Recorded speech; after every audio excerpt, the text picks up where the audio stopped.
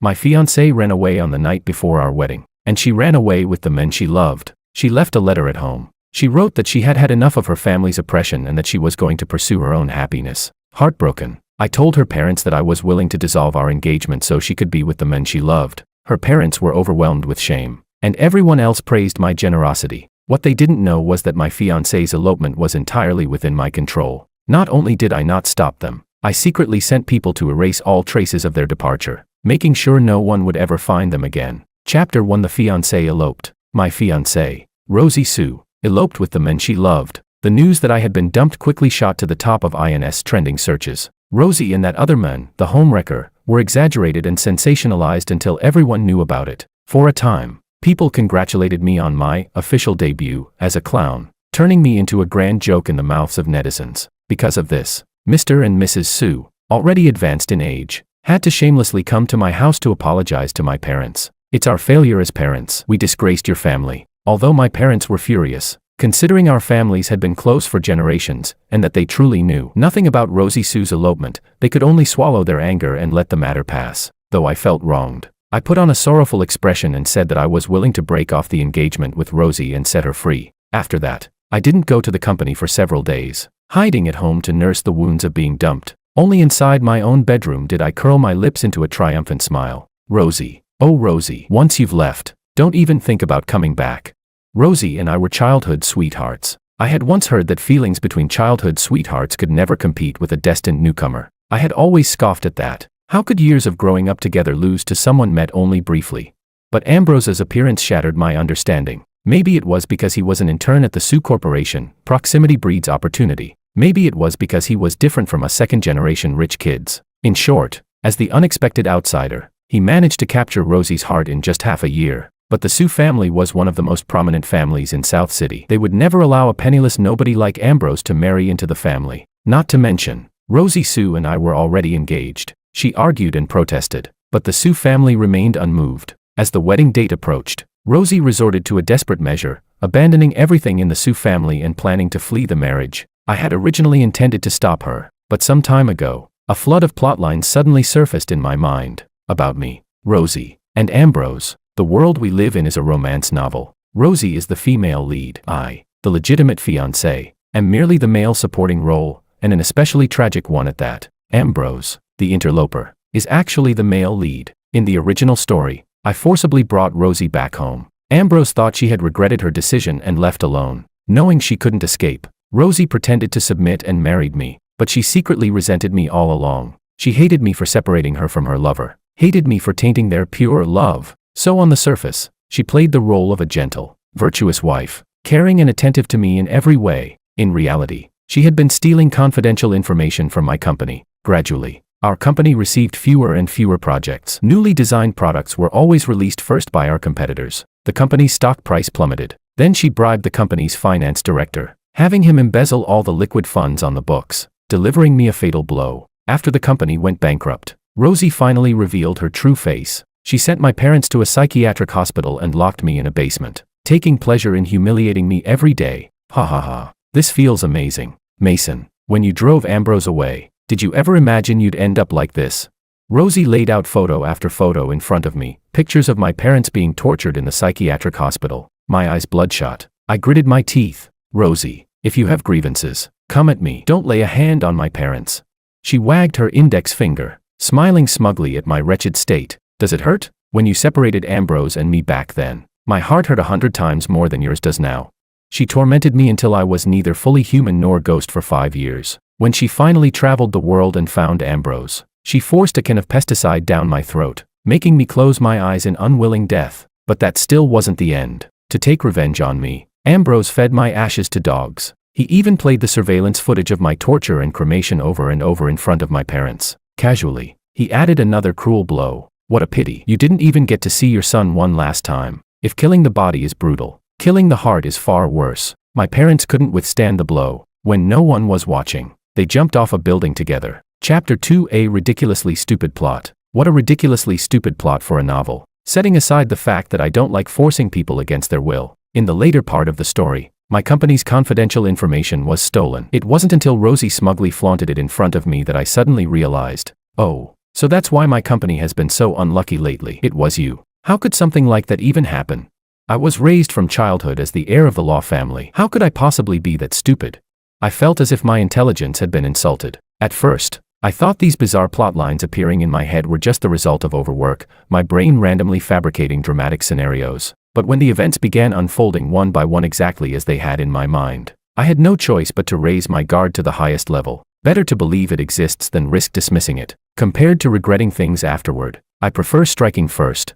I began having people closely monitor Rosie's every move. Ambrose officially entered the Sioux Corporation as an intern. Ambrose was bullied by senior employees and buried under a mountain of work. As he stayed late to finish everything, he caught the attention of Rosie, who was also working overtime. Ambrose's sunny, resilient, self-reliant, soft boy persona, the kind that looks harmless but tugs at your heart, made Rosie gradually fall for him. Ambrose visited his deceased parents' graves and fainted in tears before the tombstone, where Rosie happened to find him. From then on, the two slowly opened up to each other. After Rosie endured a grueling business drinking session, Ambrose took her to the riverside to watch fireworks. They shared a romantic kiss and officially began their relationship.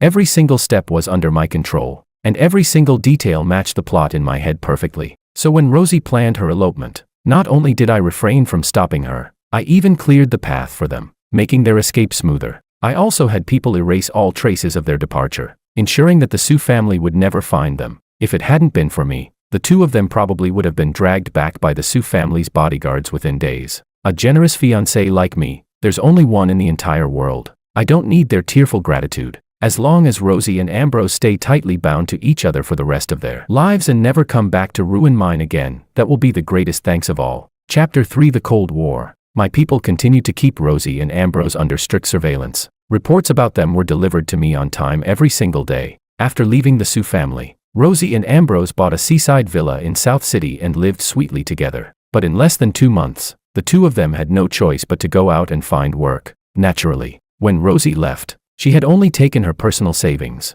Not long after, the Sioux family froze her bank cards. Rosie had grown up pampered in the palm of her family's hand. Whatever she wanted, she got. Everything she ate and used was the very best. A spoiled heiress like her had long been accustomed to spending lavishly. Now that she had no income, if they wanted to survive, they had to earn money. Ambrose was doing relatively fine. He quickly found a clerical job at a private company. Rosie, however, had a much harder time. As the Sioux family's heir, she naturally looked down on jobs that paid only $3,000 or $4,000 a month and required her to bow and scrape to others. Every position she applied for was something like general manager, but the moment employers saw her age and work experience, they shook their heads and rejected her. She wasn't even given a second interview. For a time, Rosie believed the HR staff were jealous of her talent and lacked vision. In truth, she had wronged them. Rosie's abilities were merely average. If she hadn't been born into a powerful family, forget inheriting her father's position, she probably wouldn't even have made it through the doors of the Sioux Corporation. Separated from her family, Rosie, ambitious but incapable, simply couldn't secure a good job. Meanwhile, Ambrose's waiter salary was, at best, enough to keep the two of them from starving. To make their lives slightly more comfortable, Rosie eventually took a job as a cafe waitress. Everyone knows that being a server comes with poor conditions. Low pay, no benefits, deadly boring when idle, overwhelmingly exhausting when busy. I wonder if, at this moment, Rosie has started regretting her choices. 3 months later, Rosie and Ambrose finally had their first major argument since getting together. Because Ambrose had caught the attention of his boss's precious daughter, the young heiress was stunned the moment she saw him. She immediately launched an intense pursuit. In truth, Ambrose never responded to her advances. It was entirely one-sided. He even kept his distance from her, so Rosie had known nothing about it. Until that day, Rosie got off work early and went to pick up Ambrose, planning to surprise him, and she just happened to witness the heiress circling around him attentively. Ambrose, meanwhile, gave the girl a polite, perfunctory smile. Ignoring the setting, Rosie erupted in anger and accused Ambrose. It's only been 3 months and you've already fallen for another woman. Is it because I don't have money anymore? Because I'm no longer a rich heiress? How long have you two been sneaking around behind my back? Were all those vows you made to me just lies?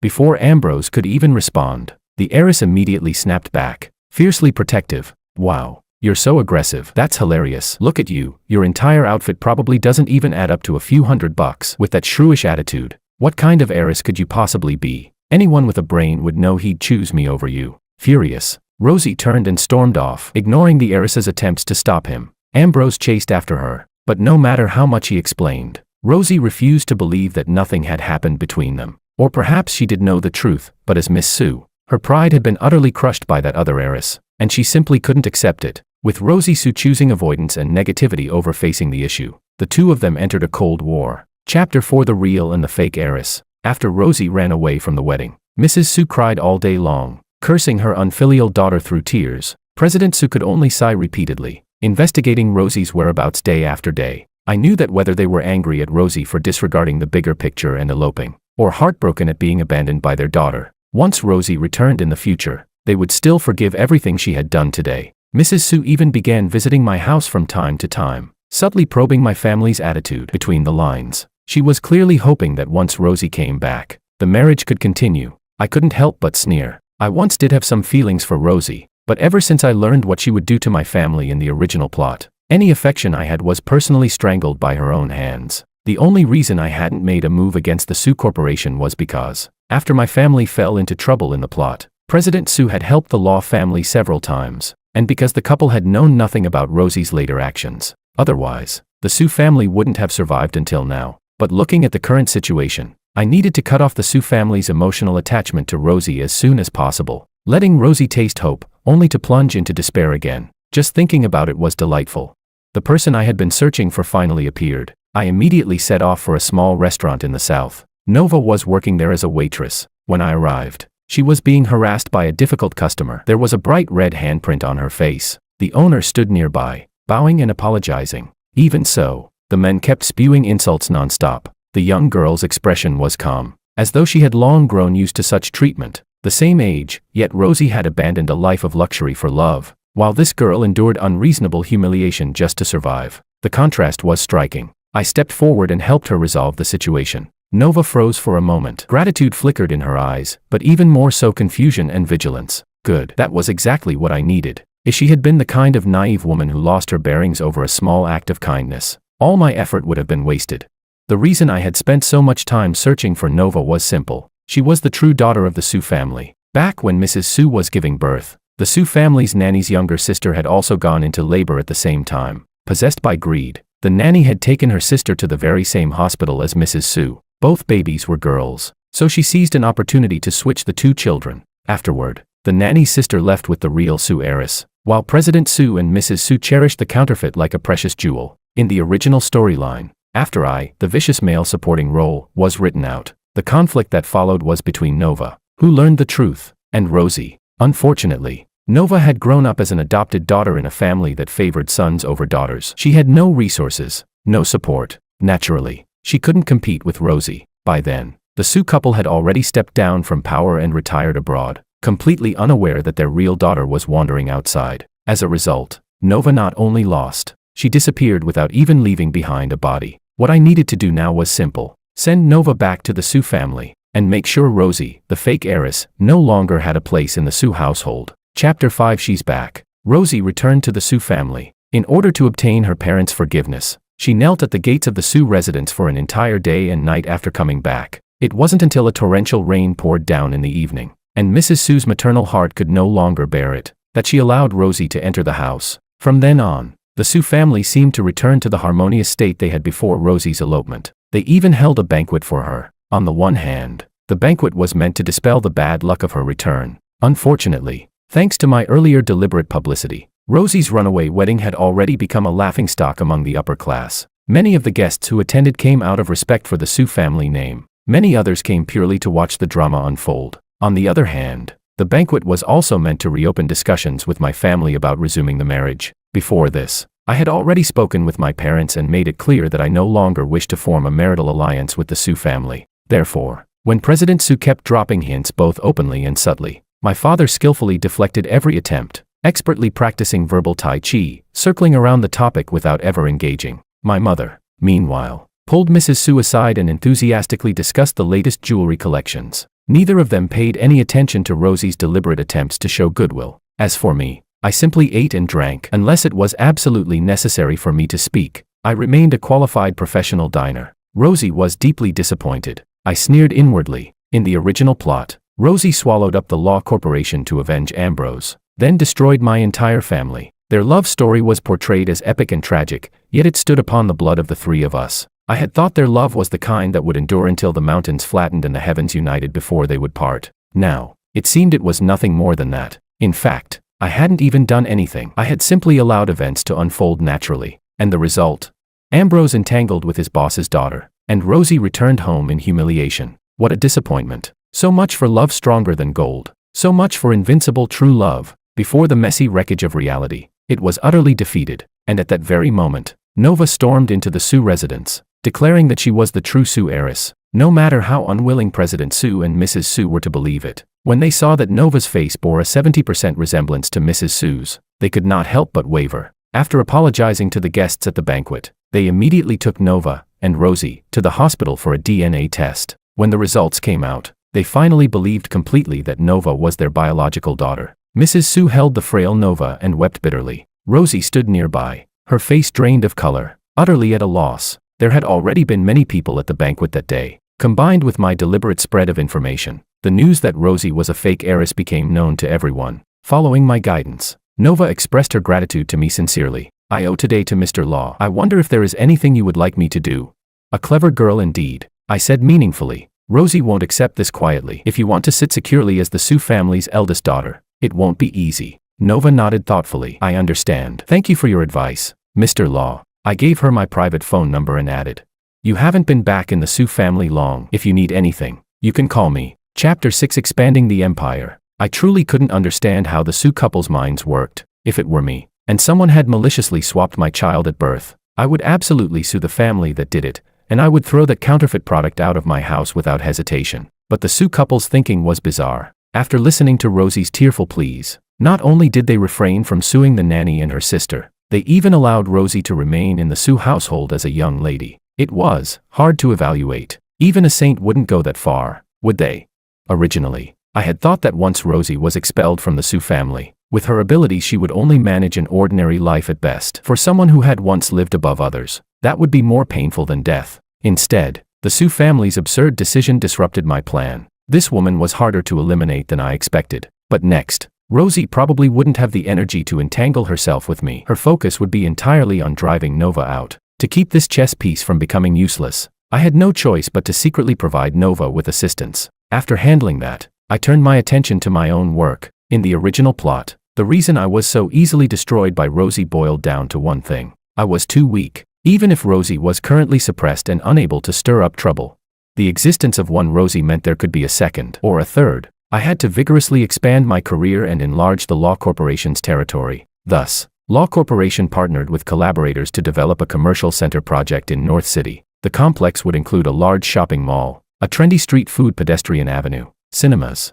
and various entertainment venues. The investment exceeded $4 billion. In addition, Law Corporation successively secured several other major projects. Once these were completed, the company would rise to an entirely new level. For this, I practically moved into the office, working non-stop every day. Only after the projects reached a successful milestone did I finally allow myself to breathe. At that very moment, Rosie was downstairs demanding to see me. The security guards, aware of her identity, didn't dare let her up, but also didn't dare hurt her. They could only half-heartedly block her path. I rubbed my temples and instructed, let her come up. The moment Rosie entered my office, she burst into tearful complaints. Mason, these days have been so hard for me. You used to cherish me the most when we were young. Please help me. Okay. I examined her carefully. Her hair was slightly disheveled. Her skin had lost its glow. Fatigue clouded her eyes. It seemed she had been having a thoroughly miserable time. And if Rosie was miserable, then I was delighted. The thought made me laugh aloud. Rosie, who had been sobbing, froze. Mason, what are you laughing at? I smiled at her gently. I'm laughing because seeing you is wonderful. Rosie assumed I still had lingering feelings for her and blushed shyly. But soon, she grabbed my sleeve pitifully. Mason, after everything that's happened, I've realized the one I love most is you. Let's get married. Okay. I lifted her chin lightly, my tone filled with disdain. Rosie, do you love me, or do you love the fact that I am the heir to the Law family? Chapter 7 The Counterfeit Miss arrives. Although I've been busy lately, I've still kept track of what's happening in the Sioux family. Nova, no. She changed her name after returning to the Sioux household. She now goes by Jane Sioux. Jane had excellent grades in middle school, but her adoptive mother absolutely refused to spend tuition money on what she called a useless girl. After completing the 9 years of compulsory education, Jane was forced to drop out. Her adoptive mother pushed her to work and earn money. Jane had no choice but to obey. Yet even while working, she never gave up on her dream of continuing her education. Whenever she had spare time, she would take out second-hand high school textbooks she had scavenged and study on her own. Now that she had returned to the Sue family, she immediately asked President Sue and Mrs. Sue to hire multiple private tutors for her. Jane was intelligent to begin with. Combined with her relentless hunger to learn and exclusive one-on-one tutoring, her improvement was remarkable. As for Rosie, she was busy every day as well. While Jane memorized vocabulary, Rosie flattered President Sue and Mrs. Sue, attempting to push Jane out of their hearts. While Jane worked through math problems,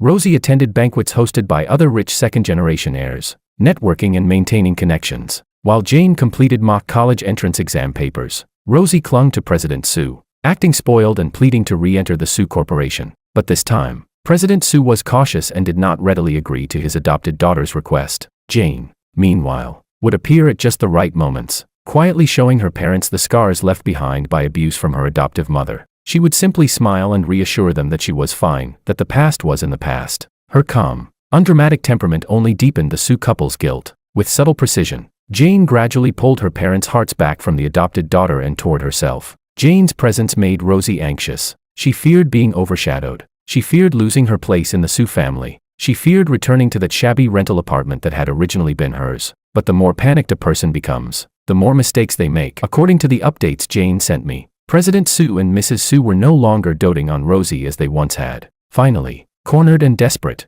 Rosie came looking for me. I released her chin, took out a tissue to wipe my hand, and then tossed the used tissue onto her face. Rosie, you want to marry me? Do you even qualify? If I were to form a marriage alliance with the Sue family, I should marry the real Sue heiress. Miss Jane, what exactly are you supposed to be? Rosie's eyes widened in disbelief as she stared at me. She probably never expected such cutting words to come from my mouth, but in the original storyline, the insults she hurled at me were 1,000 times crueler than what I had just said. Rosie shook her head, tears streaming down her face. Mason, you've been bewitched by that pretty boy fraud too, haven't you? You used to cherish me the most. How could you bear to speak to me like this? She looked at me hopefully, her eyes filled with expectation. Ah, how unfortunate for her. I had no intention of continuing this meaningless exchange. Adjusting my posture, I rested my chin on my hands and smiled at her. Miss Counterfeit, I think you're far more suited to the Chan family's young master. A match made in heaven. Really, why not go marry him? Sure, your background is a bit lacking, but you still have the Sue family as a facade. I'd even be willing to play matchmaker for you. No. Rosie shot to her feet. Her face was filled with panic and terror. Before I could say anything further, she turned pale and fled in a fluster. Sigh, why run? The Chan family's young master might be an illegitimate son, and a pervert with certain, unusual tastes, but even so, his status is still superior to that of a counterfeit like her. He's more than suitable. My inner matchmaker's heart shattered into pieces, beyond repair. Chapter 8 dragged onto the trending list. Rosie, of course, wasn't about to let things go. She began playing the victim online. Every day, she posted long, sentimental essays on INS, pouring out her inner sorrow. For example, I didn't know how to cherish him before. I lost the one I loved most. Now that I've returned, it's only right that he doesn't forgive me. It's all my fault. The sky waits for the rain, and I wait for him. If only he's willing to turn back, he'll see I've been standing behind him all along. In the dead of night, I dream of our childhood again. I climbed a tree to pick apples, too scared to come down. You said you would catch me. When I jumped, you did. But now, where are you?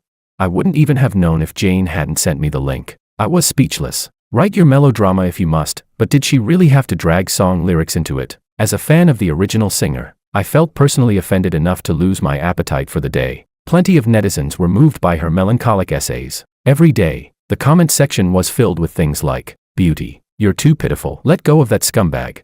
And just like that, while I was sitting peacefully in my office, the blame came flying in from the internet. Still, I didn't interfere. Let the bullets fly for a while. The higher she stands now, the harder she'll fall later, and the more satisfied I'll be. So I instructed Jane to intensify her efforts within the Sue household and accelerate the process of pushing Rosie out. Sure enough, Rosie panicked. Her essays became more explicit each time. She forcefully molded me into the image of a heartless man who broke off an engagement. As for the things she herself had done, not a single word mentioned. Now, the internet was buzzing with speculation about who the mysterious he in her essays might be. No matter how much people asked, Rosie never explicitly named me, but between the lines, she revealed plenty of personal details about me. For instance, he was 25 years old and the president of a publicly listed company in South City. South City might be large, but there was only one man who fit those criteria. Thanks to the sharp eyes of netizens, I was swiftly identified. I didn't even have a personal account, so people flooded the official Law Corporation account instead.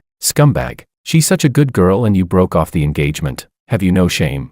Trashman. I'll never buy a single product from your company again. Just wait for bankruptcy. What's the point of being handsome? Your heart is darker than a sewer.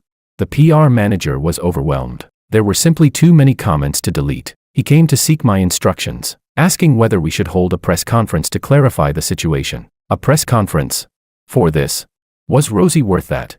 I waved my hand dismissively. A bunch of keyboard warriors who just follow the wind. No need to make a spectacle of it. They sound righteous online, but how many would actually stop buying our products? Besides, not everyone on the internet lacks a brain. After all, when Miss Sue ran away from her wedding, I had made sure the entire upper class knew about it, even though a year had passed and no one brought it up anymore. Not mentioning something doesn't mean forgetting it. I was certain that somewhere, some enthusiastic bystander was already piecing together the timeline and restoring my innocence. But Rosie clearly lacked that awareness. The situation grew bigger and bigger. Out of 10 trending topics, 3 were related to me. More and more idle netizens even began loitering outside Law Corporation's headquarters. Rosie called me triumphantly to gloat. Mason, not so pleasant being a rat everyone wants to beat, is it? As long as you marry me, I'll step forward and clarify everything. A win-win situation. What do you say? I let out an undisguised laugh of contempt. Rosie snapped angrily. What are you laughing at? I replied lightly. I'm laughing at you, even when begging. You don't have the proper attitude. You're the one being crushed by Jane right now. You're the one who needs a backer. Yet you're speaking to me in that arrogant tone, and you still want to marry me. Do you even remember what the truth is?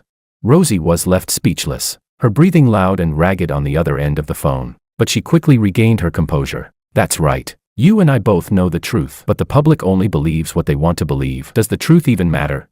I had no desire to waste another second on her nonsense. I twirled the pen in my hand and lazily uttered a single word. Get lost. Chapter 9. Another move. The scumbag scandal reached its peak. Then someone dug up the old incident where I had once said I had officially debuted as a clown. Overnight, public opinion flipped. Just yesterday, the internet had been siding with Rosie. Now, the tide had turned entirely in my favor. For every person who had cursed me as a scumbag before, there were now even more people calling Rosie a hopeless love-brained fool. All the funeral wreaths and paper burial clothes that had been mailed to me were redirected by courier straight to the Sue residence. The internet is a double-edged sword. Used well, it can cut down an enemy without drawing blood, but it can just as easily backfire. Rosie probably hadn't expected netizens to have such long memories. She clearly underestimated the investigative prowess of the so-called Chaoyang masses, the sharpest watchdogs among online communities. They can dig criminals out of rat holes. Her gossip scandals were child's play by comparison. The boomerang she once aimed at me finally came back and struck her instead. The Sue Corporation's stock price dropped by 1 point. Their official account,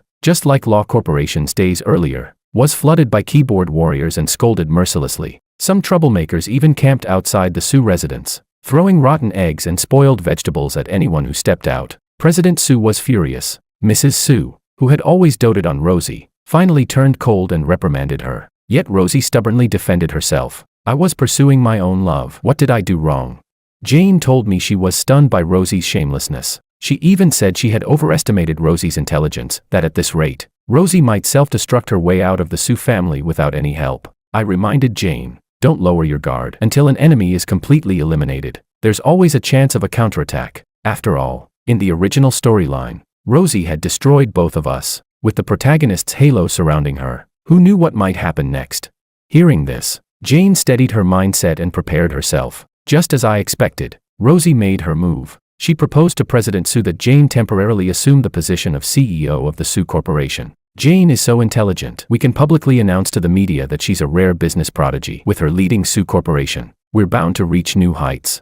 All those years of schooling hadn't been wasted on Rosie. This move was brilliant. It shifted public attention away from her scandals and onto Jane, diluting the negative impact she had caused. At the same time, it would set Jane, who had no management experience, up for a spectacular fall, disappointing President Sue, Mrs. Sue, and the company's shareholders. If Jane made even the slightest mistake while serving as CEO, Rosie would undoubtedly magnify it infinitely and reap the benefits. A classic two birds with one stone strategy. And even if Jane refused, Rosie could still label her as unfilial, unwilling to shoulder responsibility for her parents. No matter what choice Jane made, it was a trap. President Sue hesitated. He knew Jane had only just returned and lacked the capability to step into Sue Corporation at this stage. But Jane agreed. It was a bold gamble. If she won, she would secure her footing within Sue Corporation. When she told me about it, though exhaustion showed on her face, her voice brimmed with confidence. While studying my high school curriculum, I also asked my tutors to teach me economics and management. And with the special assistant father assigned to me, I believe I can get through this. Looking into her eyes, bright as though filled with starlight, the word naive stuck in my throat. Forget it. After all,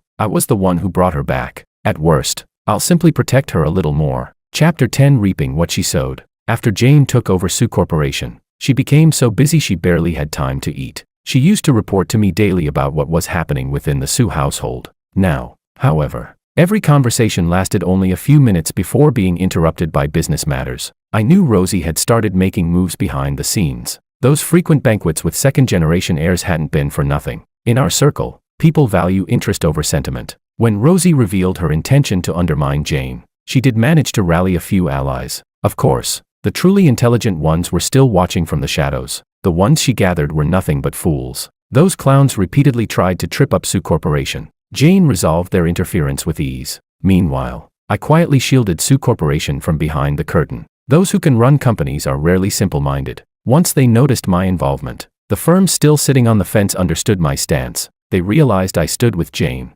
Instead of targeting Sue Corporation, they approached with cooperation proposals. Within a short time, Sue Corporation secured several major partnerships and its reputation soared. To celebrate, Jane hosted a victory banquet, inviting every major corporate leader in South City. Jane and I met again at the event. "How have you been lately?" I asked. Jane smiled. The confusion she once carried was gone, replaced by calm composure. "Busy, fulfilled. I finally feel like I'm living with purpose." Men or woman, once a person finds their life's direction, their existence is no longer in vain. I raised my glass. "Then let me congratulate you in advance." Jane clinked glasses with me. "Thank you." Afterward, she returned to networking with guests. I quietly stepped onto the balcony, gazing at the moon suspended high above. Unfortunately, there was a faint trace of crimson upon it, but it didn't matter. Soon, everything would be fine. Ah! Gasps and screams rippled through the banquet hall. The show had begun. I slowly swallowed the red wine in my mouth before making my unhurried return. On the stage in the banquet hall, a shocking scene was playing on the large screen. The crowd stood stunned, their sense of morality shattered. "Isn't that the Chan family's young master? I heard he plays dirty, but I didn't think it was true. TSK, an illegitimate son. After all, no class. And he dares show this here? Wait, who's that woman? She looks familiar." As if responding to the whispers, the Chan family's young master turned her face directly toward the camera. "Ah, it's Rosie. No way, it really is her. Well, the illegitimate son and the fake heiress getting together. Kind of fitting, isn't it?"